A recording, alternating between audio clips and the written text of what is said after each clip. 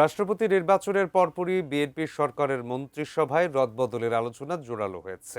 সম্ভাব্য এই পুনর্গঠনে বিএনপির কয়েকজন সিনিয়র নেতা এবং জোটের একাধিক নেতাকে নতুন করে মন্ত্রিসভায় অন্তর্ভুক্ত করা হতে পারে, এমন আলোচনাই চলছে দেশের রাজনৈতিক অঙ্গনে। এছাড়া বিএনপির বঞ্চিত বলে আলোচনায় থাকা নেতারাও নতুন মন্ত্রিসভায় থাকার আলোচনায় রয়েছে। মন্ত্রিসভায় রদবদলের এই গুঞ্জন নিয়ে বিস্তারিত জানাচ্ছেন শেখ ফরিদ। বিএনপি সরকারের প্রথম ৬ মাস পূর্তির পর এবং রাষ্ট্রপতি নির্বাচনের পরপরই মন্ত্রিসভায় রদবদলের আলোচনা জোরালো হয়েছে। গত বৃহস্পতিবার প্রধানমন্ত্রী তারেক রহমানের সভাপতিত্বে অনুষ্ঠিত বিএনপির স্থায়ী কমিটির বৈঠকে মন্ত্রিসভায় নতুন মুখ যোগ হওয়ার বিষয়টি নিশ্চিত করেন দলটির একাধিক শীর্ষ নেতা।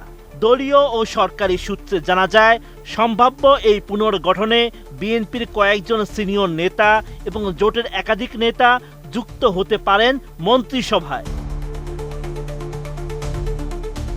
এছাড়াও গত ৬ মাসে বেশ কয়েকজন মন্ত্রীর কাজের পারফরম্যান্স সন্তোষজনক নয় বলে আলোচনায় রয়েছে।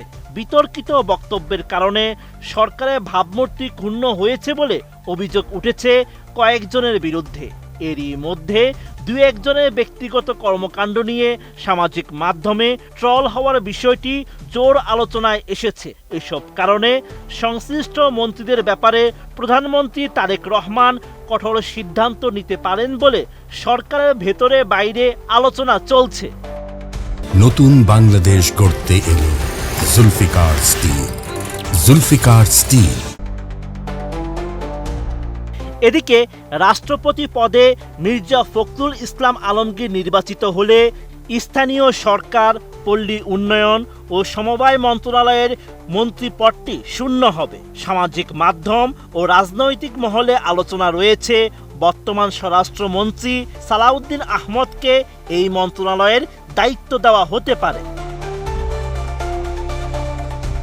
তিনি স্থানীয় সরকার মন্ত্রী হলে স্বরাষ্ট্র মন্ত্রণালয়ে কাকে আনা হবে তা নিয়েও রয়েছে ব্যাপক কৌতূহল।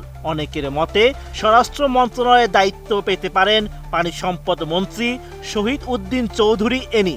তবে গণমাধ্যমকে তিনি জানান, মন্ত্রিসভার রদবদল এবং তাকে নিয়ে সামাজিক মাধ্যম সহ কিছু গণমাধ্যমে যে খবর ছড়ানো হয়েছে তাতে তিনি বিব্রত। এছাড়াও মন্ত্রিসভায় অন্তর্ভুক্তির বিষয়ে সবচেয়ে বেশি আলোচনায় রয়েছেন বিএনপি জোটের সংসদ সদস্য ও বিজেপির চেয়ারম্যান আন্দালিব রহমান পার্থ এবং টেকনোক্রেট কোটায় বিএনপির ভাইস চেয়ারম্যান ডক্টর আসাদুজ্জামান রিপনের নাম। আবার রাজনৈতিক মহলে এমন আলোচনাও রয়েছে টেকনোক্রেট কোটায় মন্ত্রী হতে পারেন বিএনপি জোটের নাগরিক ঐক্যের সভাপতি মাহমুদুর রহমান। এছাড়াও সাবেক স্বরাষ্ট্র প্রতিমন্ত্রী লুৎফুজ্জামান বাবর আছেন এই আলোচনায়। বিএনপির বঞ্চিত বলে আলোচনায় থাকা অনেক নেতাই আলোচনায় রয়েছেন। এদের মধ্যে ফ্যাসিবাদী সরকারের সময়ে হামলা, মামলা ও নির্যাতন সহ্য করেও মূল্যায়ন না হওয়া নেতাদের নিয়ে আলোচনা রয়েছে সবচেয়ে বেশি, যার মধ্যে রয়েছেন স্থায়ী কমিটির সদস্য ডক্টর আব্দুল মঈন খান, ভাইস চেয়ারম্যান শামসুজ্জামান দুদু, চেয়ারম্যানের উপদেষ্টা মোয়াজ্জেম হোসেন আলাল ও যুগ্ম মহাসচিব হাবিবুন নবী খান সোহেলের নাম। এছাড়াও বর্তমান শিক্ষামন্ত্রী এহসানুল হক মিলনের দায়িত্ব পরিবর্তন, সড়ক পরিবহন ও সেতু রেলপথ এবং নৌ পরিবহন মন্ত্রণালয়ের মন্ত্রী শেখ রবিউল আলমের দায়িত্ব বন্টন সহ বিভিন্ন মন্ত্রণালয়ে প্রতিমন্ত্রী পদে নতুন মুখ আসার গুঞ্জন রয়েছে রাজনৈতিক মহলে। Sheikh Farid, ATN news.